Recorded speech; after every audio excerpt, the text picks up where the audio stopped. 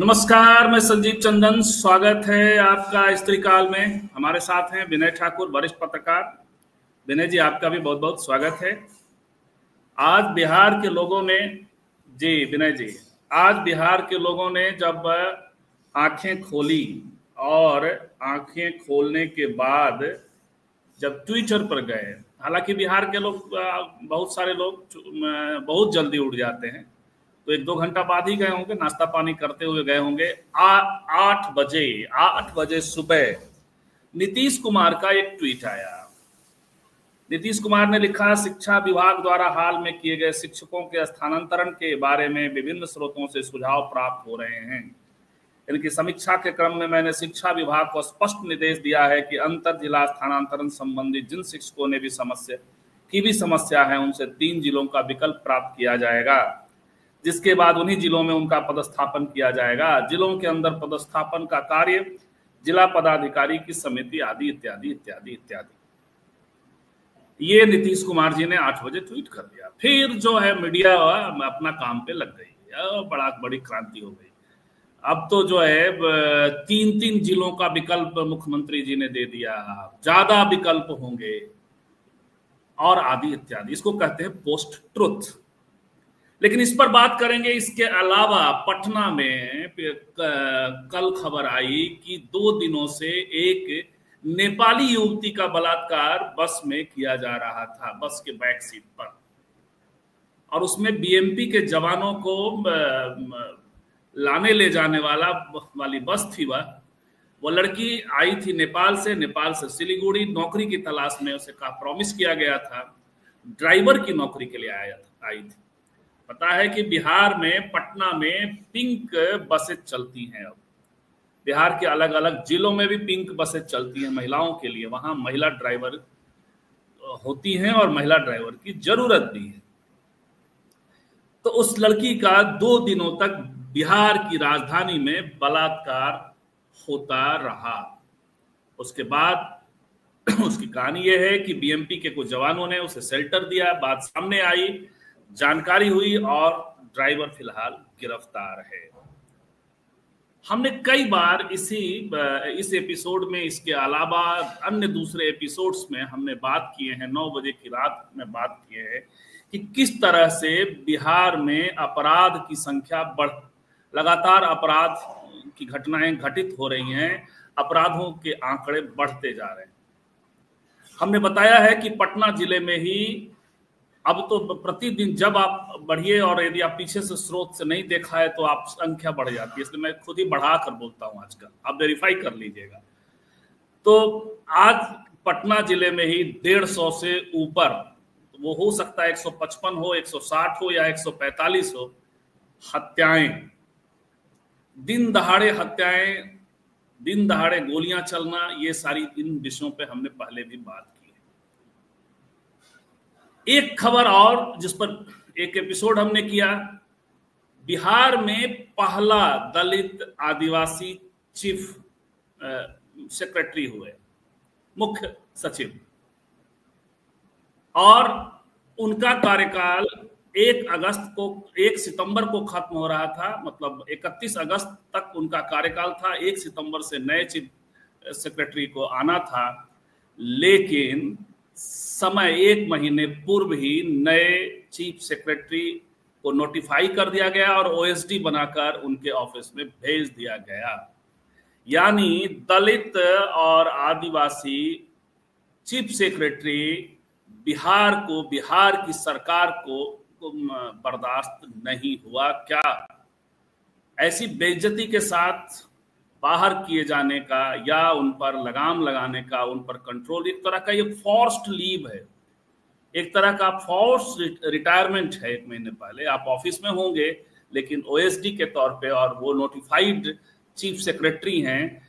बात मैं कर रहा हूं प्रत्यय अमृत की, जिन्हें नोटिफाई कर दिया गया। इस पर भी हमने बात की थी और ओएसडी बना करके चीफ सेक्रेटरी जो अभी अमृतलाल मीना है उनके दफ्तर में बैठा दिया गया।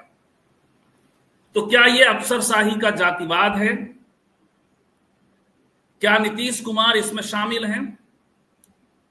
और जो बात हमने शुरू की नीतीश कुमार के सुबह के ट्वीट के साथ कि उन्होंने अब हस्तक्षेप किया है शिक्षा विभाग में। क्यों जरूरत आन पड़ी नीतीश कुमार को सार्वजनिक हस्तक्षेप करने का? इसलिए कि वो चुनाव में जा रहे हैं।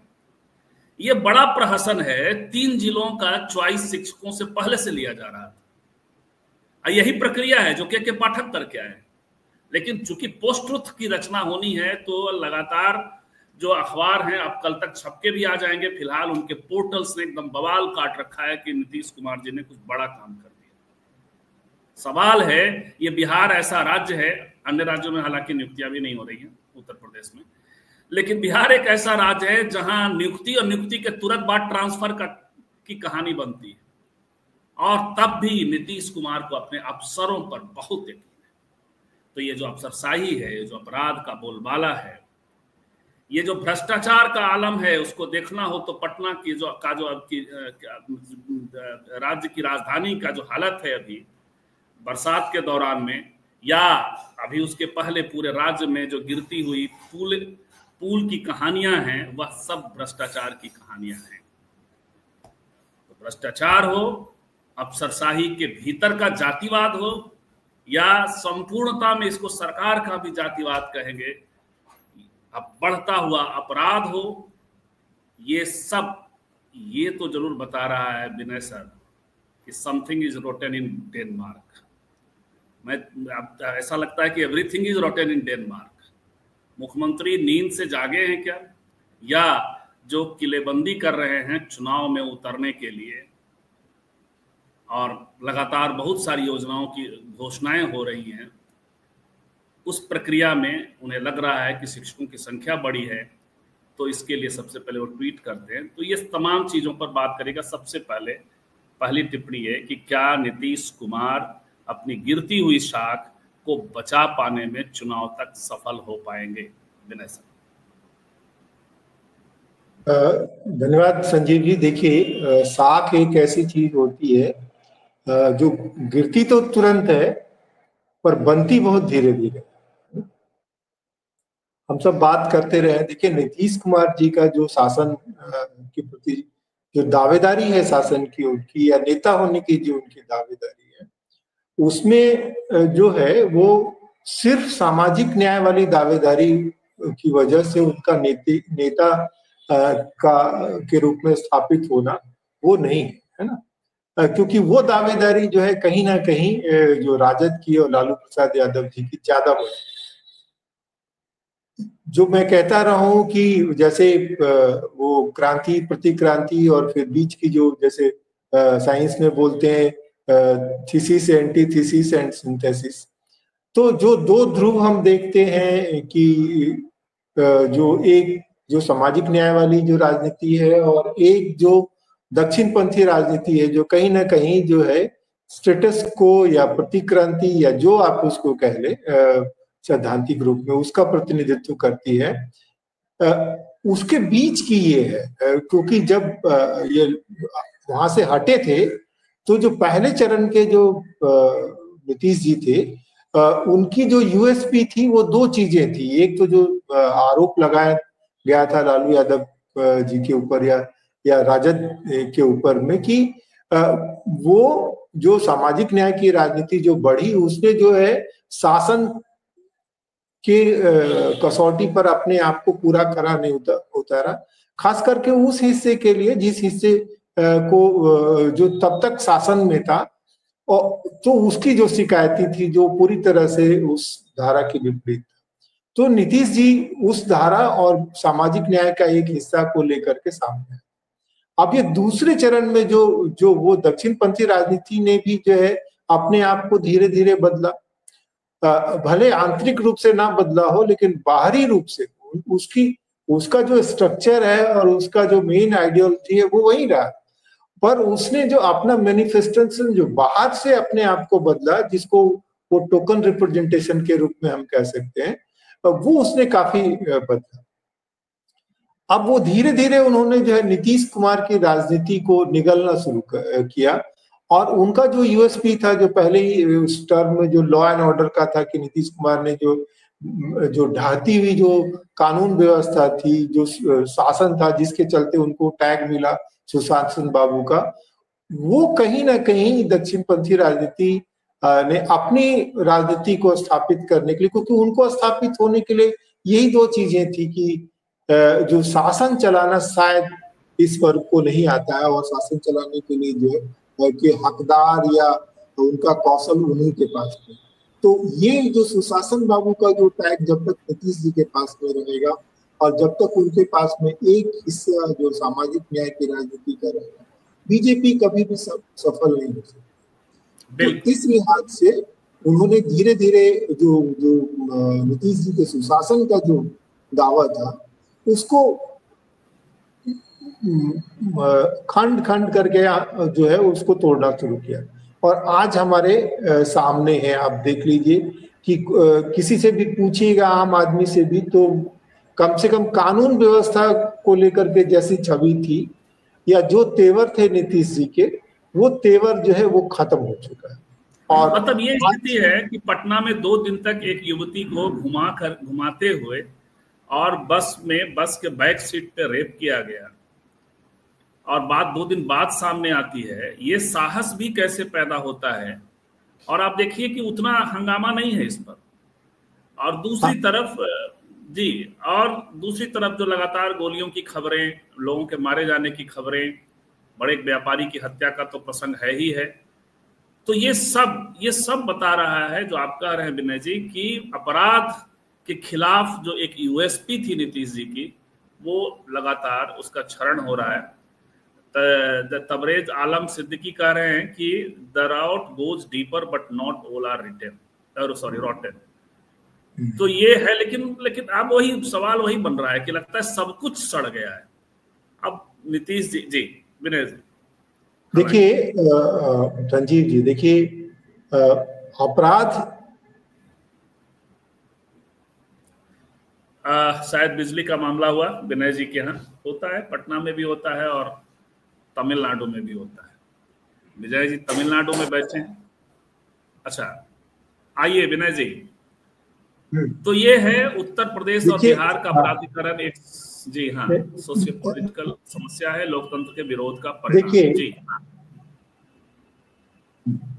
देखिए अपराध मतलब दो तरह से आप उसको कह सकते हैं कि एक तो ये कि इक्का दुक्का सिस्टमेटिक, मतलब जो फंक्शनल रूप में कोई अपराधी है उसने कर दिया, या अपराध इस वजह से हुआ कि जो शासन का रसूख था, जो शासन को लेकर के जो समझ थी वो बदली है। देखिए यहाँ आपने जैसे सूचना दी, वो सूचना दी कि जो जिसने किया ये अपराध, वो उसमें 2-3 पहलू बिल्कुल साफ दिख रहे हैं। एक तो लड़की नेपाली है, दूसरी नौकरी के लिए यहाँ वो आई है, तीसरी एक ऐसी योजना के साथ आई है के लिए आई है जो एक ढंग से शासन की छवि को मजबूत करती है और ये बताती है कि बिहार बदलने की कोशिश कर रहा है ना। खास करके महिलाओं के मामले में जो नीतीश जी को बढ़त देती है ना।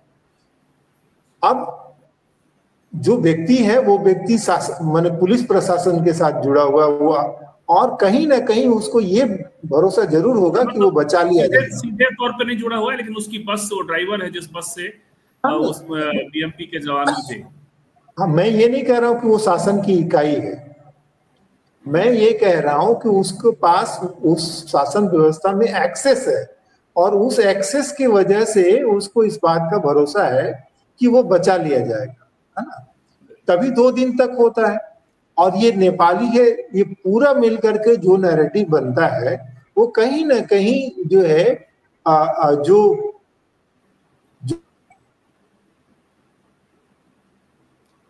जी, और लड़की को गोरखा रेजिमेंट से जुड़े हुए ही एक शख्स ने, जी विनय जी, नेटवर्क इशू है आपके यहाँ। तो लड़की को एक गोरखा रेजिमेंट से जुड़े हुए ही एक शख्स ने उसको फिर उसका रेस्क्यू किया एक तरह से, और मुकदमा दर्ज हुआ, गिरफ्तारी हुई। जी विनय जी, आप लगता है आपका नेटवर्क का इशू था। नहीं ठीक है, अभी आज ये है ठीक।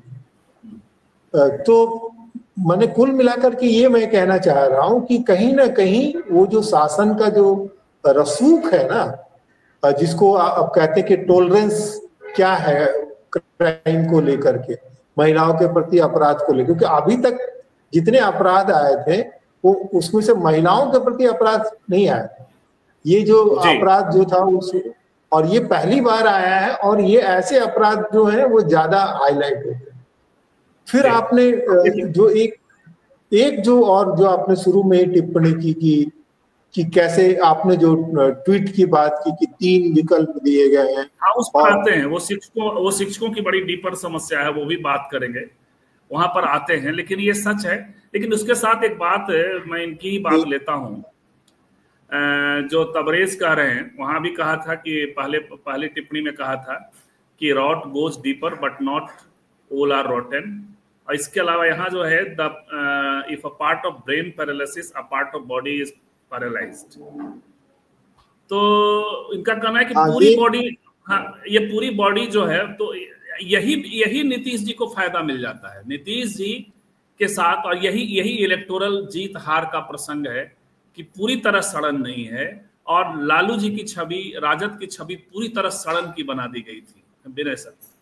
हाँ, संजीव जी, वो जो एक वर्ग जो है ना, जिसके पास विकल्प नहीं है, वो अभी भी मानने के लिए राजी नहीं है कि जो है चीजें इस कदर खराब हुई है, अभी भी सुधारा जा सकता है, वो बात है। और उसमें कहीं ना कहीं नीतीश जी का जो व्यक्तित्व है, देखिए आप एक बात ध्यान रखिएगा कि नीतीश जी का व्यक्तित्व और लालू जी का व्यक्तित्व दोनों में अंतर है। लालू जी जो है पुरानी व्यवस्था को ढाकर नई व्यवस्था बनाना चाहते हैं, उसके लिए वो जिसको जो देरिदा के टर्म में जिसको डीकंस्ट्रक्शन बोल सकते हैं, तो वो डीकंस्ट्रक्ट करते हैं। लेकिन जो नीतीश जी की जो खास बात है, वो डीकंस्ट्रक्शन नहीं करते, वो उनके पास जो उपलब्ध है उससे वो कंस्ट्रक्ट करते, ठीक है। लालू जी को कंस्ट्रक्शन का बहुत मौका नहीं मिला। उन्होंने जो स्पेस क्रिएट किया जो स्ट्रक्चर में, सोशल स्ट्रक्चर में, पावर स्ट्रक्चर में, उसमें जो बाकी से जो पहले से जो तैयार समूह थे, उन लोगों ने उस पावर स्ट्रक्चर में क्रिएटेड स्पेस को ऑक्युपाई किया। उनके पास में नया पावर स्ट्रक्चर क्रिएट करने का, नया स्पेस क्रिएट करने का मौका उतना नहीं मिला, क्योंकि तब तक जो धारा पलट करके आई उसने जो चीजों को अपने कब्जे में लिया। नीतीश जी की जो शख्सियत है वो लालू जी के मुकाबले कम एग्रेसिव है, और इसीलिए बहुत सारा जो समूह जो है वो जो बोलते हैं ना कि ईरान जो है ग्रेटर शैतान और लिटिल शैतान कहता है, तो चॉइसेस में तो एक वर्ग जो लालू जी के धुर विरोधी है, जो कल तक पावर स्ट्रक्चर में टॉप में बैठा हुआ था और उसको लालू जी की वजह से वहां से हटना पड़ा, वो वर्ग जो है तमाम परेशानियों के बावजूद, चूंकि उसके पास विकल्प नहीं थे, वो नीतीश जी के साथ आता रहा है। अब चूंकि भाजपा की बढ़त जो धीरे धीरे हो रही है, तो उस वर्ग के पास दुविधा है। जब उसके पास वायबल लगेगा कि भाजपा अब वायबल हो गई है, तो वो वर्ग जो है पूरी तरह से ज्यादा वोट करे और एसर्ट करे। बिल्कुल, तो ये प्रसंग है। और जो दूसरी बात जहां हम लोग आ रहे थे, लेकिन उसके पहले वहां फिर से आएंगे। सुबह सुबह जो ट्वीट किया है नीतीश जी ने, इसीलिए मैंने कहा कि ग्रिप को वापस लेना चाह रहे हैं क्या, या हो पाएगा क्या, उस पर तो आएंगे। लेकिन उसके पहले बिहार राज्य, एक बिहार सरकार, नीतीश कुमार, बिहार के अफसरों की सवर्ण लॉबी, एक दलित, अब दलित तो नहीं है, आदिवासी हैं, मीणा हैं, अफसर को एक दलित अफसर जो है जेल में है करप्शन के चार्ज पे, संजीव हंस। मैं ये नहीं कह रहा हूं कि करप्शन के चार्ज पे नहीं होना, यदि करप्शन किया है तो होना चाहिए, लेकिन एक सिर्फ दलित आईएएस है वो, यदि वो सवर्ण होता तो शायद। और दूसरा कि एक सवर्ण चीफ सेक्रेटरी, एक दलित चीफ सेक्रेटरी को इस तरह से विदाई दे रहा है बिहार। तमाम जो चीफ सेक्रेटरी हुए हैं विनय जी, उनको एक्सटेंशन मिल जाता है। बहुत सारे विभागों को या बहुत सारी जगहों को अभी भी पोस्ट रिटायर्ड एक्सटेंशन प्राप्त जो IAS हैं वो चला रहे हैं, लेकिन इनको वो भी नहीं मिल रहा है। उसके 1 महीना पहले फोर्सफुली एक तरह से लीव पे भेज देना, फोर्स्ड रिटायरमेंट की में भेज देना हुआ है। विनय सर। देखिए संजीव जी, दो बातें हैं जो हम लोग देख रहे हैं कि पहली बात तो ये कि आप जो बदलाव लाना चाहते हैं वो बदलाव क्या आप दबाव या मजबूरी की वजह से कर रहे हैं, या क्या आप वो बदलाव जो है आपके अंदर चूंकि बदलाव आया है और आपकी निष्ठा पूरी तरह से बदली है उस वजह से आप करना चाहते हैं। तो जिसको बोलते हैं ना कंटेंट एंड पैकेजिंग, तो क्या आपके अंदर का कंटेंट जो है पूरी तरह से जो सोशल जस्टिस के हिसाब से बदल चुका है, या फिर आपके अंदर का जो कंटेंट जो है वो पहले से जो एस्टेब्लिश्ड पावर स्ट्रक्चर है वही है, आपने सिर्फ पैकेजिंग बदली है जो लोगों को अपील कर सके, है ना। तो किसी को टोकन प्रतिनिधित्व देना वो एक बात है और पावर डेलीगेट करना वो दूसरी बात है।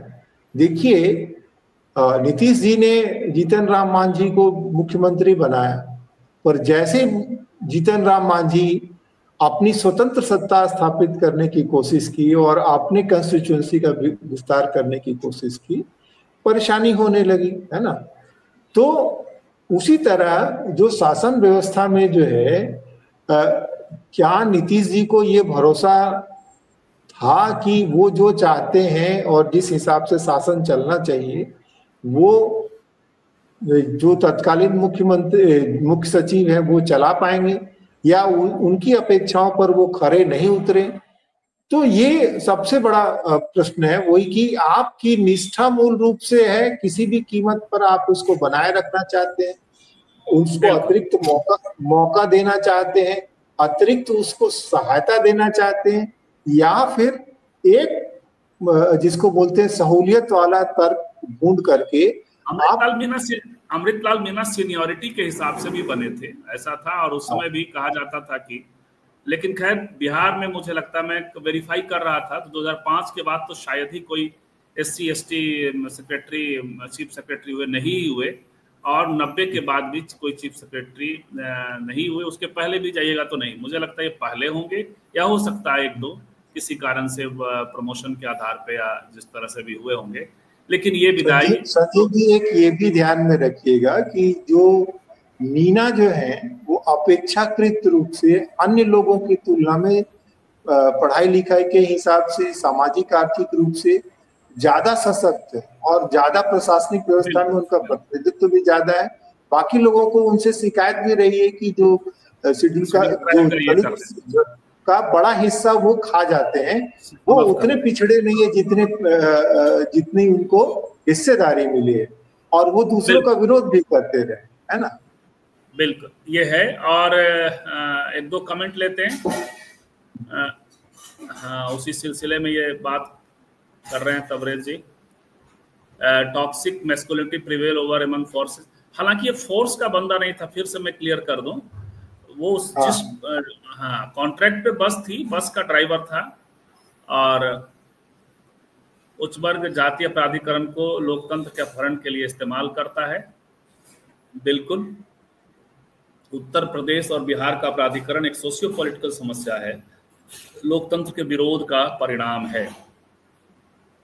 लेकिन उससे ज्यादा बड़ी बात है बरसाती लाल वर्मा जी कि नीतीश जी जिसके जो यूएसपी थी वो यूएसपी तो खो रहे हैं। अब बात आती है सुबह सुबह के ट्वीट की। मैं देख रहा हूं विनय सर कि सबसे खराब हालत में, सारे अन्य विभागों के अलावा शिक्षा विभाग पिछले 3.5 साल से ट्रांसफर पोस्टिंग किए जा रहा है, पोस्टिंग करता है। ऐसा कोई भी ऐसा विभाग या कोई भी ऐसी व्यवस्था नहीं होगी कि पोस्टिंग के बाद तुरंत ट्रांसफर हो जाए, या ट्रांसफर करना पड़ेगा। पोस्टिंग गलत हो रही है तो ट्रांसफर करना पड़ेगा। ये सब कुछ हमने पहले भी बात की है कि ऐप की निर्भरता, इतना ज्यादा ऐप आधारित पोस्टिंग होती है, ऐप आधारित स्कूल्स मिल रहे हैं। ऐसी हालत है कि जहां सैकड़ों बच्चे हैं वहां टीचर नहीं, या वहां हेड टीचर नहीं है, और जहां बच्चे नहीं हैं वहां दो दो किसी किसी विषय में तो दो दो तीन तीन अपॉइंटमेंट्स हो गए। तो ये सब जो हुआ उसके बाद लगातार शिकायतें जा रही थी, चीजें नहीं सुलझ रही थी, तो नीतीश जी को उतरना पड़ा। मैं इस पर टिप्पणी करिएगा, और यहाँ से क्या आपको लगता है कि वो बताना चाह रहे हैं कि हमारा कंट्रोल है? संजीव जी, मुझे आपने जो ऐप आधारित कहा तो मुझे वो ध्यान में आया। देखिए, बहुत तरह की बातें आती है कि एआई आ गया है तो अनुवादकों का खत्म हो जाएगा रोल, जो डिजाइनर है, आर्किटेक्चर है, उनकी भूमिका खत्म हो जाएगी। यहाँ आप उसका उदाहरण देख सकते हैं कि जो खबरें आती है कि गूगल पे भरोसा करके एक सज्जन चले और पुल से नीचे गिर गए, है ना। तो ये जो मशीन की और जो ह्यूमन इंटेलिजेंस के बीच की जो खाई है उसको ये समझना पड़ेगा। ये जो तर्क है कि ऐप आधारित ट्रांसफर किए गए, इसमें मूल रूप से अपनी उस नाकामी को या उस कमजोरी को छिपाने की कोशिश है कि देखिए, हम किसी भी जो इंटरफेरेंस के या किसी दबाव के बगैर ये काम कर रहे हैं, और ये काम जो है बिल्कुल निष्पक्षता से किया जा रहा है।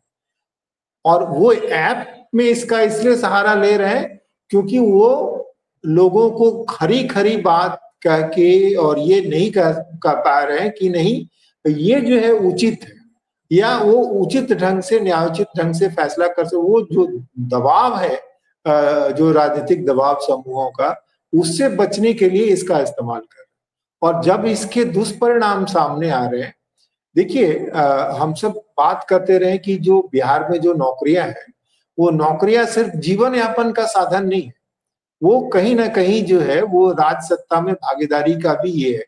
हाँ, एक वो उसका एक पहलू है, लाइवलीहुड है, लेकिन उसके अलावा उसके जो सोशल और पावर डायमेंशंस भी है ना। तो कहीं ना कहीं जो अपेक्षित संतुलन कि जहां पर वो शासन जो है उनके ऊपर नियंत्रण रख सके और कुशल रूप से उनका इस्तेमाल कर सके, और जो है शासन ठीक तरीके से चल सके, उसमें असफल हो रहा है। और ये काम जो है वो सिर्फ ट्वीट के सहारे नहीं हो सकता। अब जो ट्रूथ पोस्ट ट्रूथ की आपने बात की है, देखिए ट्वीट की तो कहानी ये है कि ये क्यों करना पड़ा, और स्टेप वाइज हुआ है। पहले तो सारी चीजें अधिकारियों पे इनको बहुत विश्वास है, तो इस सब कुछ अधिकारियों पे, वहाँ दो दो अधिकारी हैं, मंत्री भी पूर्व अधिकारी हैं, आईपीएस रहे हैं, और वहाँ जो अपर सचिव हैं वो तो आईएएस हैं ही, सिद्धार्थ जी। अब सारा कुछ था। इसी बीच में एक दिन उद्घाटन कार्यक्रम में मंत्री और नीतीश जी की मुलाकात होती है। उसके बाद मंत्री का पीए एक पीत पत्र जारी करता है। मंत्री के जो पीए हैं, ऑफिशियल पीए हैं, पिछली बार की तरह का हंगामा नहीं हुआ हालांकि उस पर, तो एक आदेश जारी होता है। तब भी बात नहीं बनती, ऐसा लग रहा है जैसे शासन ने पूरी तरह इकबाल खो दिया है। तभी तो ये चीजें हो जाती, इसी तरीके से हो गई थी, अब खत्म थी बात। लेकिन तब भी नीतीश जी को इंटर करना पड़ा। इसमें दो पक्ष हैं, एक तो ये इकबाल खो दिया है, दूसरा नीतीश कुमार किसी भी हालत में ये चुनाव अपने पक्ष में रखना चाहते हैं, इसलिए किसी भी वर्ग को असंतुष्ट जाने नहीं देना चाहते। विनय जी तो चाह रहे हैं कि हम सब कर किसी भी वर्ग पे। देखिए संजीव जी, हम लोग जानते रहे कि चूंकि चुनाव आयोग के पास में अपना कोई सरकारी अमला नहीं होता है, उनको ये जो चुनाव कर्मचारी जो है वो शासन से ही लेने पड़ते हैं, और उसमें चूंकि बड़ी संख्या जो है वो शिक्षकों की होती है, और जो चुनाव अधिकारी के रूप में, है ना। और शिक्षक जो होते हैं, जिसको हम लोग कम्युनिकेशन में कहते हैं कि की ओपिनियन मेकर, उसकी भी भूमिका निभाते हैं। और वो चूंकि जब मामला बहुत नजदीकी हो, उसमें अगर एक सरकारी कर्मचारी, आप देखिए तमाम चुनाव से पहले जो है सरकारी कर्मचारियों को अच्छे मूड में रखने की कोशिश की जाती है। उसमें भी शिक्षक को तो माने संतुष्ट रखना और भी ज्यादा जरूरी है, क्योंकि वो ना सिर्फ एक इलेक्शन प्रभावित कर सकता है, बल्कि आगे आने वाले कई इलेक्शन को प्रभावित कर सकता है। तो कुल मिला के मैं ये कहना चाहता हूं कि कहीं ना कहीं जो उनका फीडबैक सिस्टम है नीतीश जी का, वो कमजोर पड़ा है और जमीन की पकड़ भी उनकी कमजोर पड़ी है। देखिए वो कोशिश तो कर रहे हैं, ठीक है ना, लेकिन उनसे सध नहीं रहा है। और जिनको भी वो डेलीगेट कर रहे हैं, आप पिछले समय कुछ हिसाब से आप देख लीजिए, वो पहले उन्होंने बहुत खासम खास बनाया ये क्या नाम है, पीके को, है ना, फिर पीके उनसे अलग हो गए, फिर उन्होंने बहुत खासम आजकल उनके खासम खास डीके हैं। आप बोल रहे हैं पहले पीके को बनाया, आजकल डीके हैं। दीपक कुमार उनके जो वहाँ सचिव हैं, वो उनकी भूमिका होती है, ये सारे डिसीजन लगभग उनके द्वारा होता है। हाँ, बहुत खास उन्होंने फिर काफी समेट करके लाया उपेंद्र जी को, उपेंद्र कुशवाहा जी को, वो भी उनसे दूर चले गए। और अभी जो उनके खासम खास हैं, कब उनके क्या तेवर होंगे, कब वो गुलाटी मारेंगे, इसका कोई अंदाजा उनको नहीं है। तो वो अंदर से जो है आशंकित भी हैं और कुछ कह भी नहीं सकते हैं। और ये जो बार बार जो ये बयान जो आ रहा है उनकी पुत्र को लेकर, निशांत कुमार को लेकर के, वो उनके लिए Catch-22 सिचुएशन की तरह हो गया है। वो ना उनको स्थापित कर पा रहे हैं, ना उनको छोड़ पा रहे हैं। वो उनका जो पहले से जो उन्होंने जो छवि बनाई है कि वो परिवारवाद को बिल्कुल प्रमोट नहीं करते हैं, वो बिल्कुल सुशासन के तौर पे चल रहे हैं, निष्पक्ष के रूप में चल रहे हैं, वो सब एक तरफ से दाव पे लगा है। हमको लगता है कि वो किसी भी कीमत पर ये चुनाव जो है मजबूत स्थिति में चुनाव के बाद उभरना चाहते हैं, और सारे परिवर्तन वो चुनाव के बाद शायद करें। अभी अगर वो बीच चुनाव में अगर वो कुछ करेंगे तो उनके लिए ज्यादा मुश्किल मुझे लगता है।